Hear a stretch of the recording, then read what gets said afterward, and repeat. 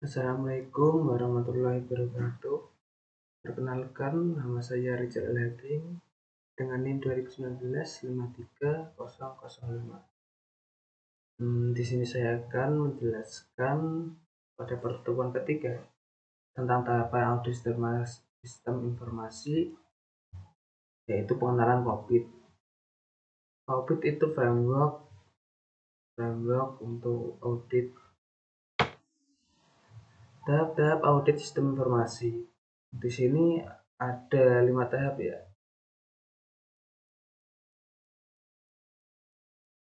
Yang pertama, tahap pemeriksaan pendahuluan.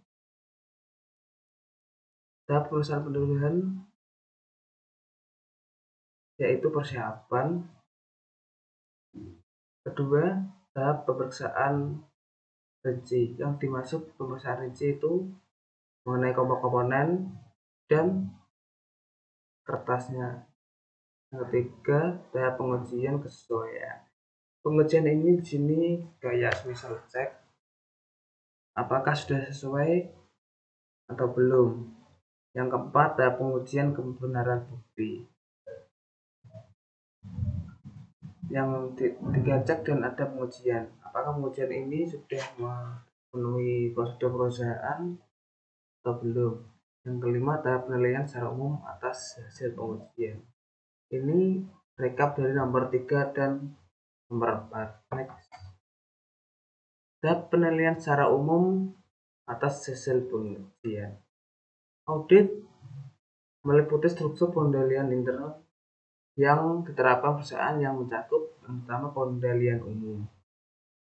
Yang kedua, pengendalian aplikasi yang terdiri dari pengendalian secara manual, pengendalian terhadap output sistem informasi, dan pengendalian yang sudah diprogram. Pengendalian umum dilakukan terhadap aspek fisikal maupun legal. Fisikal terhadap aset-aset fisik perusahaan, sedangkan aspek logikal biasanya terhadap sistem informasi di level manajemen, misal sistem operasi. Pengendalian umum sendiri digolongkan menjadi beberapa, diantaranya adalah pengendalian organisasi dan otorisasi, pengendalian operasi, pengendalian perubahan, dan pengendalian akses fisikal dan legal. Selanjutnya itu B, macam pengendalian aplikasi. Pengendalian aplikasi dalam organisasi sendiri biasanya dibagi menjadi beberapa. Satu, organisasi aplikasi, akses aplikasi, input, proses output, dan master file database. Di sini sudah tidak asing ya mendengar input, proses output, dan master file database di Office. Masih sudah tidak asing. Kertas kerja. Kertas kerja audit adalah catatan yang dibuat auditor tentang prosedur yang diterapkan, pelaksanaan pengujian, dan bukti yang diperoleh, serta kesimpulan yang diperoleh selama audit. Kertas kerja yaitu merupakan pendukung utama laporan audit, alat koordinasi dan supervisi bukti bahwa auditor telah melakukan audit sesuai dengan standar auditing yang terterima umum. Tujuan kertas kerja yaitu yang pertama untuk mendokumentasikan semua bukti audit yang diperoleh selama pelaksanaan audit. Yang kedua, untuk mengkoordinasikan semua tahap atau langkah-langkah audit. Yang ketiga, untuk membantu auditor senior, partner, atau pimpinan kantor akuntan dalam mereview pekerjaan yang diserahkan oleh staf. Yang keempat, untuk mempermudah atau sebagai dasar menyusun laporan audit. Dan yang kelima, bagi bukti dan penjelasan secara rinci atas pendapat auditor serta temuan-temuan yang telah dilaporkan dalam laporan audit. Pedoman pembuatan kertas kerja. Setiap kertas kerja harus bertujuan. Setiap topik dibuatkan kertas kerja sendiri. Identitas judul yang jelas, diberi indeks atau indeks hilang. Semua langkah prosedur audit harus dijelaskan. Berisi komentar auditor yang menjabarkan kesimpulan. Terus ada paragraf tentang pembuatan evaluasi dan yang terakhir penyimpanan terpisah antara yang sudah selesai dengan yang belum selesai. Nah, ini harus dicatat ini. Jenis kertas kerja. Kertas kerja neraca saldo, jadwal dan analisis, memo audit dan informasi, mendukung, jurnal penyesuaian dan pengklasifikasian kembali. Fungsi-fungsi kertas kerja. Pendukung pendapat auditor, membantu dalam pengarahan dan pengawasan pekerjaan. Penyediaan catatan tentang prosedur audit yang dilakukan, pengujian yang dilakukan, informasi yang diperoleh, kesimpulan yang dicapai, dan menyediakan bukti bahwa audit telah diarahkan menurut standar profesional audit internal. Ini adalah kelengkapan kertas audit. Kertas kerja harus akurat dan lengkap.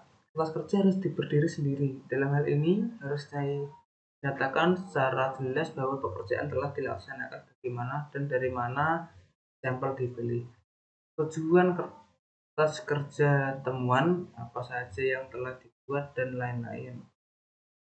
Setiap bagian dari kertas kerja harus terdiri dari gambar judul, identifikasi sumber jika jelas, tanggal persiapan auditor awal, nomor indeks kertas kerja.